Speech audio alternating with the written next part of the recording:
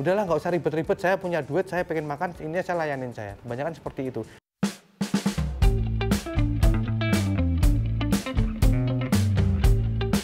Nah, poin keempat, yaitu tagline. Tagline, saya mulai membuat tagline. Karena saya pengen usaha saya itu dalam branding itu kompleks. Ya, tahulah teman-teman, brand-brand besar. Tidak ada brand-brand besar yang tidak memiliki tagline, ya kan? Kalau boleh memberikan contoh, ada di situ ada brand besar dari Amerika, contoh KFC, jagonya ayam, ya kan? Itu tagline-nya jagonya ayam. Lah Pak Gembus apa? Kalau untuk Pak Gembus sendiri, saya berikan tagline itu, yang pertama, tentukan sendiri pedasmu.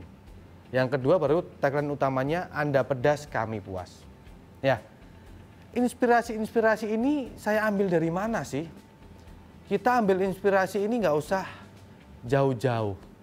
Saya mendapat inspirasi Anda pedas, kami puas itu dari sebuah swalayan, minimarket ya, swalayan yang udah banyak, ya kan? Itu tagline-nya Alfamart, belanja puas, harga pas. Nah dari situ kok enak dilafalkan ya, dilafazkan enak, belanja puas, harga pas. Makanya itu saya berpikir, oh saya ada pedas ini, saya ada pedas, hubungannya apa ya? Saya samakan belakangnya dengan puas, jadi Anda pedas, kami puas, itu tagline saya. Jadi tagline saya itu, yang namanya tagline itu mengisyaratkan apa yang terjadi untuk diri saya. Maksudnya apa? Anda pedas, kami puas. Ketika saya melihat pelanggan saya itu kepedesan, saya melihat pelanggan saya kepedesan, saya merasa dipuaskan. Saya puas tuh ketika melihat pelanggan saya wah kepedesan, itu saya terasa terpuaskan. Makanya Anda pedas, kami puas, tentukan sendiri pedasmu. Itu untuk tagline saya. Yang kelima, terakhir, masalah psikologis arti warna. Kenapa sih di ayam Pak Gembus warnanya kuning? Oke, saya jualan kaki lima ini. Di sini saya membicarakan saya jualan kaki lima. Pada waktu itu tahun 2013 saya mulai. Apakah teman-teman flashback ya? Teman-teman pernah mengingat setiap jualan pedagang kaki lima itu ada yang menggunakan banner atau spanduk berwarna kuning? Sangat jarang sekali. Warna kuning itu hanya terjadi pada era-era akhir-akhir ini. Warna kuning itu saya gunakan, itu yang pertama karena pada waktu itu saya membaca buku di Gramedia tentang arti-arti warna untuk sebuah usaha. Pada waktu itu saya belajar, oh kuning artinya ini, merah artinya ini, hijau artinya ini, oh hal seperti itu. Makanya saya kolaborasikan, yang pertama itu kuning dan merah. Ada sedikit-sedikit percikan hijau. Jadi kuning itu artinya menggugah selera orang makan. Kalau lebih simpelnya, orang melihat pedagang kaki lima itu, kebanyakan pedagang kaki lima itu jualan dengan spanduk warna apa? Warna putih. Warna putih kolaborasi dengan hijau. Warna putih kolaborasi dengan hijau. Jarang sekali menggunakan merah atau kuning. Yang menggunakan warna kuning pada waktu itu hanya restoran besar yang berinisial M depannya, MCD, ya kan, kuning. Ya kan, ternyata arti warna kuning itu bagus sekali menggugah selera orang untuk makan.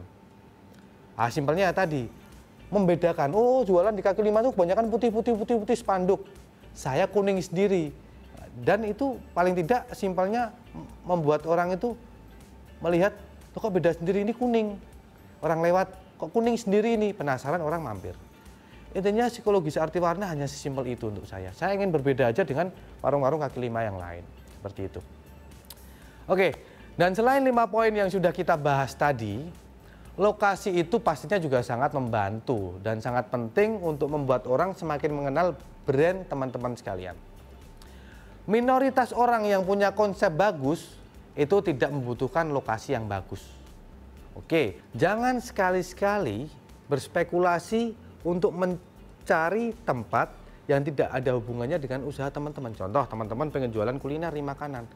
Teman-teman jualannya di pusat atau kanan kirinya jualan buku semua.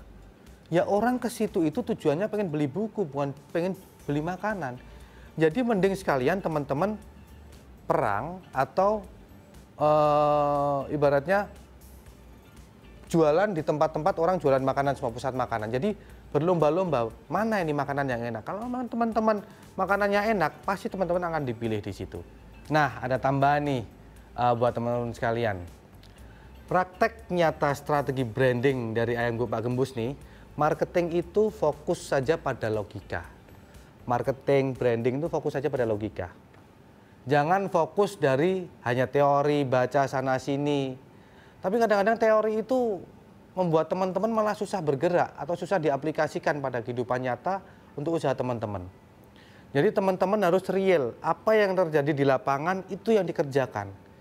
Jadi kadang-kadang kita membuat strategi branding atau marketing itu atau cara berjualan itu dengan logika yang ada di Indonesia. Jadi jangan diimplementasikan terlalu keasing-asingan. Udahlah, nggak usah ribet-ribet, saya punya duit, saya pengen makan, ini saya layanin saya. Kebanyakan seperti itu. Jadi harus pinter baca budaya di negara sendiri kalau ketika teman-teman berbisnis. Itu. Saya ada tantangan untuk kalian. Coba ceritakan sisi unik dari strategi branding kalian atau usaha kalian. Dan share di kolom komentar ya. Di video selanjutnya, kita akan membahas tentang bagaimana mendirikan sebuah perusahaan. Maka dari itu, tetap stay tune.